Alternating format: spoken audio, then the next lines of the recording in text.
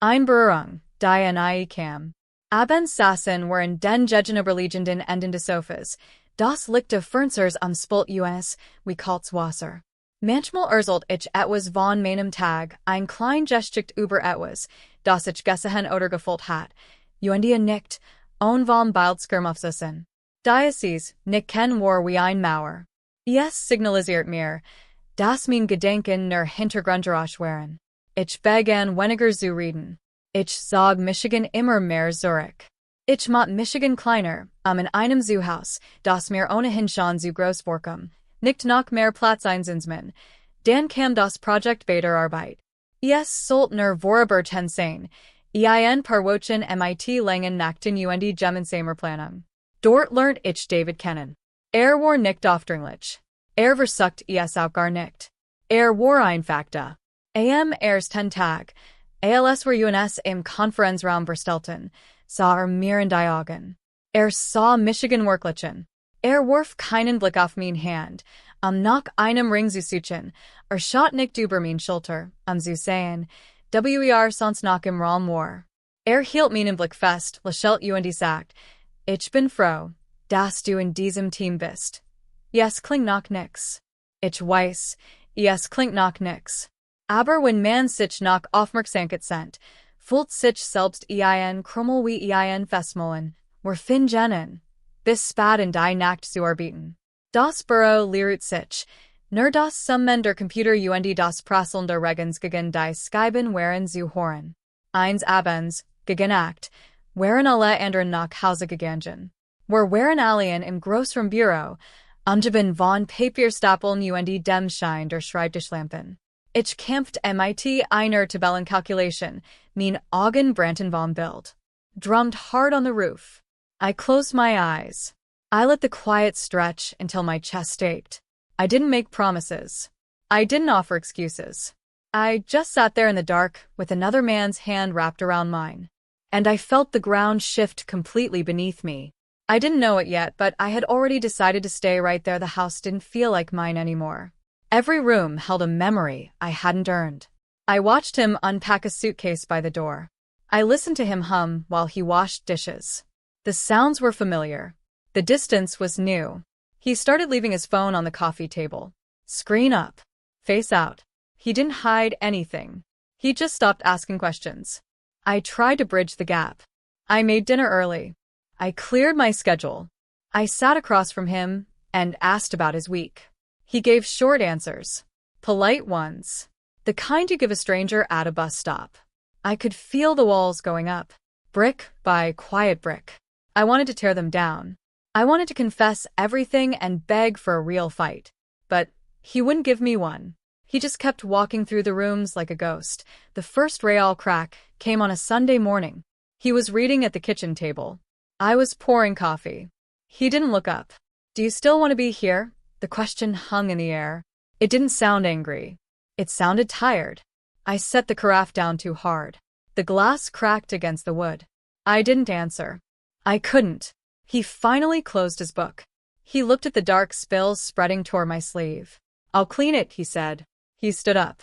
He walked out of the kitchen. I heard the back door open and close. I didn't follow him. I stood there and watched the stain reach the edge of the counter. I realized then that he already knew. Or maybe he just knew I didn't. The truth didn't matter. The quiet was the punishment. I started packing a bag. Just a few things. A sweater. My old shoes. A toothbrush I had bought months ago. I didn't know if I was leaving him. I just knew I couldn't sit in that kitchen anymore.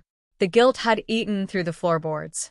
I left the house key on the hallway mirror. I stepped into the driveway. The morning air was sharp. I got in my car. I started the engine. I didn't look at the front window. I just put the car in drive and pulled onto the street. I didn't know where I was going. The street signs blurred past. I realized I was finally driving toward the truth. I stayed in a motel for 3 nights. The carpet smelled like old dust.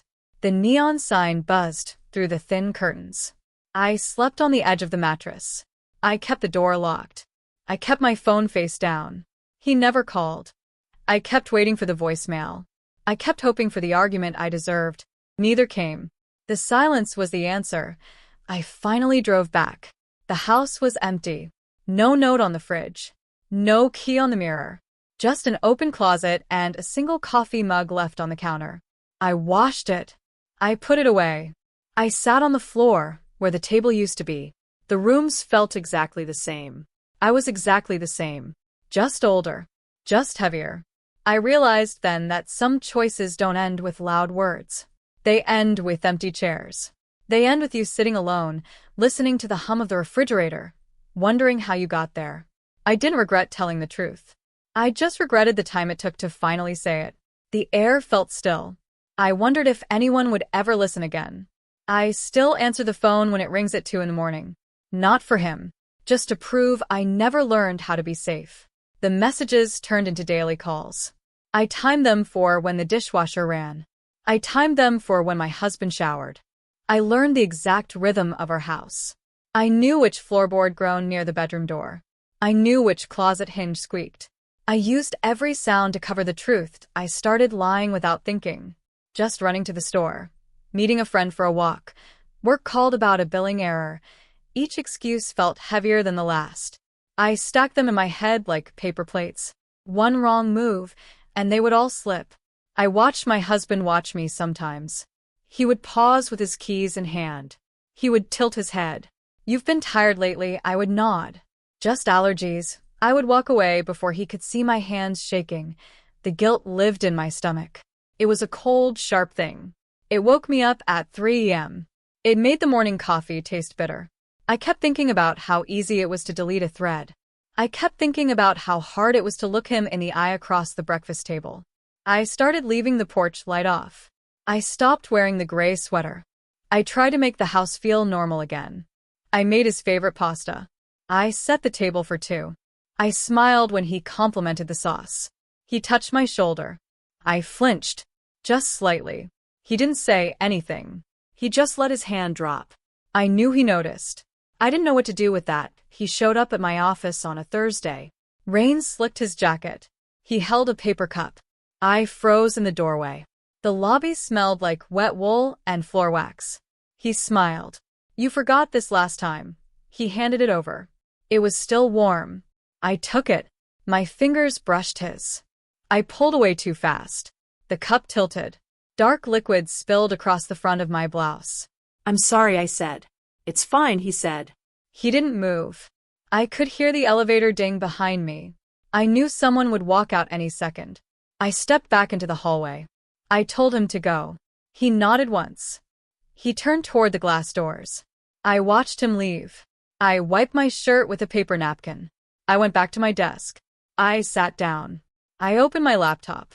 My hands were still shaking. I didn't know which part terrified me more. The fact that he knew where I worked, or the fact that I had hoped he would find me. It happened in a parked car on a rainy Saturday. The wipers dragged back and forth.